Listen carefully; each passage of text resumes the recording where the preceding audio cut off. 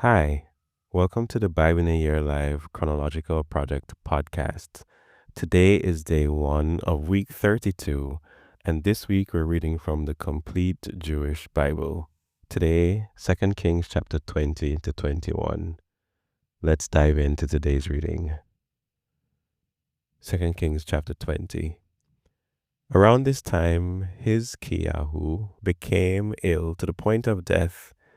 Yeshayahu, the prophet, the son of Amoz, came and said to him, "Here's what Adonai says. Put your house in order because you are going to die. You will not live." Hizkiyahu turned his face toward the wall and prayed to Adonai. "I plead with you, Adonai, remember now how I have lived before you truly and wholeheartedly, and now I have done what you see as good." And he cried bitter tears. Before Yeshayahu had left the city's middle courtyard, the word of Adonai came to him. "Go back and tell Hizkiyahu, the prince of my people, that this is what Adonai, the God of David, your ancestors, says. I have heard your prayer and seen your tears, and I will heal you. On the third day you are to go up to the house of Adonai. I will add 15 years to your life. Also, I will rescue you and this city from the power of the king of Ashur. I will defend this city for my own sake and for my servant David's sake." Then Yeshayahu said, "Prepare a fig plaster." They brought it and laid it on the inflammation so that he would recover. Hizkiyahu said to Yeshayahu, "What sign will there be that Adonai will heal me, and that I will be able to go up to the house of Adonai on the third day?" Yeshayahu said, "Here is a sign for you from Adonai, that Adonai will do what he said. Do you want the shadow of the sundial to go forward 10 intervals or backward 10 intervals?" Hizkiyahu answered, "It's easy for the shadow to go down 10 intervals. Now, let the shadow return backward 10 intervals." Yeshayahu called out to Adonai, and he brought the shadow on the sundial of Achaz 10 intervals backward after it had gone down that far. Brodak Baladan, the son of Baladan, king of BIAYL, heard that Hizkiyahu had been ill, so he sent a letter and a gift to him.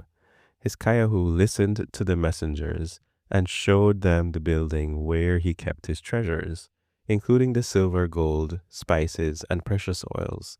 Also, the building where he kept his armor and everything in his treasury. There was nothing in his palace or in his entire domain that Hizkiyahu did not show them. Then Yeshayahu, the prophet, came to King Hizkiyahu and asked him, "What did these men say? Where did they come from?" Hizkiyahu answered, "They came from a distant country, BIAYL." Yeshayahu asked, "What have they seen in your palace?" "They have seen everything in my palace," said Hizkiyahu. "There isn't a thing among my treasures that I haven't shown them." Yeshayahu said to Hizkiyahu, "Hear what Adonai says. The day will come when everything in your palace, along with everything your ancestors stored up until today, will be carried off to Babel. Nothing will be left, says Adonai. They will carry off some of your descendants, your own offspring, and they will be made eunuchs serving in the palace of the king of Babel." Hizkiyahu said to Yeshayahu, "The word of Adonai which you have just told me is good." He thought, "Isn't it though, if peace and truth continue at least through my lifetime?" Other activities of Hizkiyahu, his power, and how he built a pole and aqueduct to bring water into the city are recorded in the annals of the kings of Yehuda. Then Hizkiyahu slept with his ancestors, and Manasseh, his son, took his place as king. Manasseh was 12 years old when he began his reign, and he ruled for 55 years in Yerushalayim. His mother's name was Hephzibah. He did what was evil from Adonai's perspective, following the disgusting practices of the nations from whom Adonai had expelled ahead of the people of Israel. For he rebuilt the high places his Kayahu, his father, had destroyed. He erected altars for Baal and made an Asherah, as had Achaz, king of Israel. And he worshipped all the army of heaven and served them. He erected altars in the house of Adonai, about which Adonai had said, In Jerusalem I'll put my name. He erected altars for all the army of heaven in the two courtyards of the house of Adonai. He made his son pass through the fire as a sacrifice. He practiced soothsaying and divination, and appointed mediums and persons who used spirit guides. He did much that was evil from Adonai's perspective, thus provoking him to anger. He set the carved image for the Asherah he had made in the house, concerning which Adonai had told David and Shlomo his son, In this house and in Jerusalem, which I have chosen out of all the tribes of Israel, I will put my name forever.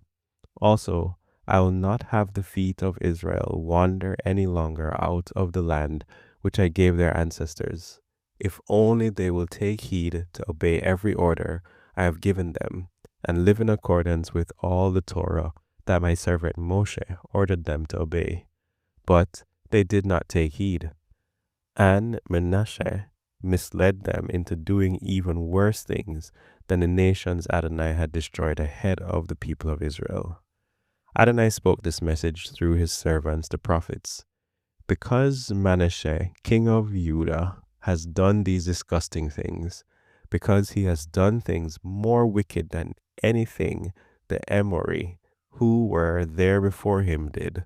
Also, because with his idols he made Yehudah sin. Therefore, here is what Adonai, the God of Israel, says. I'm going to bring such calamity on Jerusalem and Yehudah that the ears of all who hear of it will tingle. I will measure Jerusalem with the same measuring cord that I used over Shamron, the same plumb line as for the house of Achav. I will scour Jerusalem clean, just as one scours a plate, scouring it and then turning it upside down. I will abandon the remnant of my heritage, delivering them into the power of their enemies.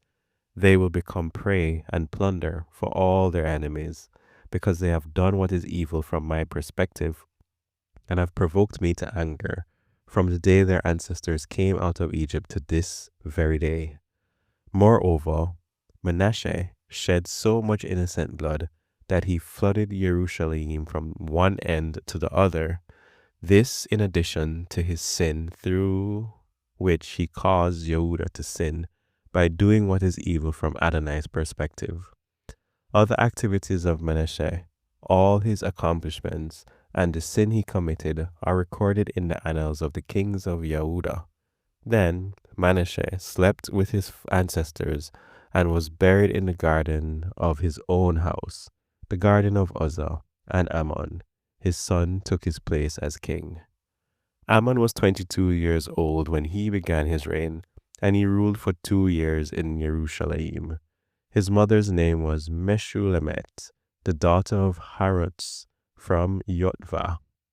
He did what was evil from Adonai's perspective, as had Manasseh his father. He followed entirely the manner of life of his father, serving the idols that his father served and worshipping them.